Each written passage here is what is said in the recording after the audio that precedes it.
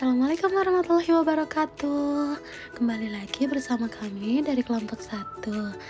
Kali ini kita akan membahas tentang asesmen diagnostik.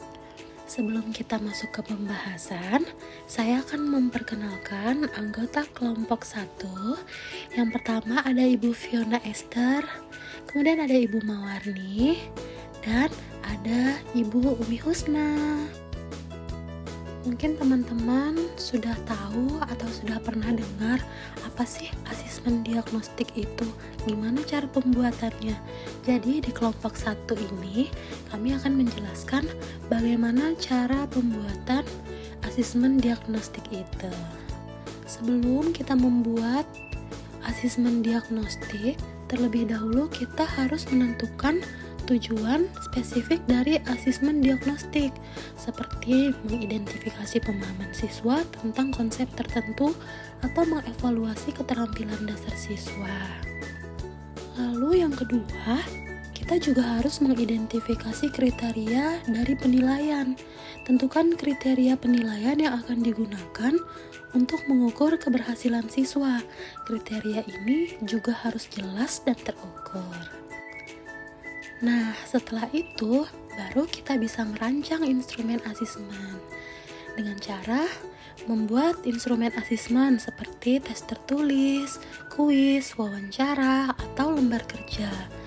Jangan lupa pastikan instrumen tersebut relevan dengan tujuan asesmen dan kriteria penilaian.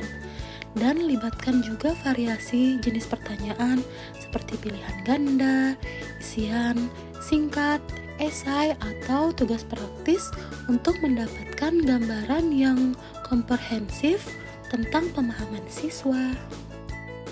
Setelah perangkat instrumen asesmen diagnostik kita sudah jadi, sebelum digunakan secara luas, kita harus melakukan uji coba instrumen asesmen pada kelompok kecil siswa untuk memastikan kejelasan dan keefektivitasannya. Lalu, kumpulkan umpan balik dari siswa dan pendidik yang terlibat dalam uji coba untuk perbaikan lebih lanjut. Yang kelima, mengumpulkan data asesmen. Laksanakan asesmen diagnostik ini kepada siswa yang ditargetkan. Kemudian, kumpulkan data hasil asesmen dengan cermat dan sistematis. Gimana sih cara menganalisis data asesmen? Analisis data yang diperoleh untuk mengidentifikasi pola dan tren dalam pemahaman atau keterampilan siswa. Gunakan berbagai metode analisis seperti statistik deskriptif untuk memberikan gambaran yang jelas tentang hasil asesmen.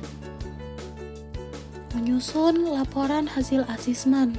Susun laporan yang ringkas dan jelas mengenai hasil asesmen diagnostik, termasuk kekuatan dan kelemahan siswa, seperti rekomendasi untuk perbaikan. Dan bagikan laporan tersebut kepada siswa, orang tua, dan pendidik terkait.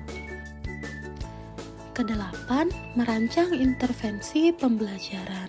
Berdasarkan hasil asesmen yang sebelumnya sudah kita ujikan, rancang strategi pembelajaran yang sesuai untuk mengatasi kelemahan yang teridentifikasi dan memperkuat kekuatan siswa. Lalu, implementasikan intervensi pembelajaran tersebut dalam proses pengajaran sehari-hari. 9. Kita harus mengevaluasi secara berkelanjutan terhadap efektivitas intervensi pembelajaran yang telah ditetapkan. Sesuaikan juga strategi dan pendekatan pembelajaran berdasarkan hasil evaluasi untuk memastikan perbaikan terus-menerus dalam proses pembelajaran. Mungkin itu saja sedikit penjelasan dari kelompok 1 tentang apa itu asesmen diagnostik. Mohon maaf apabila ada salah-salah kata. Assalamualaikum warahmatullahi wabarakatuh.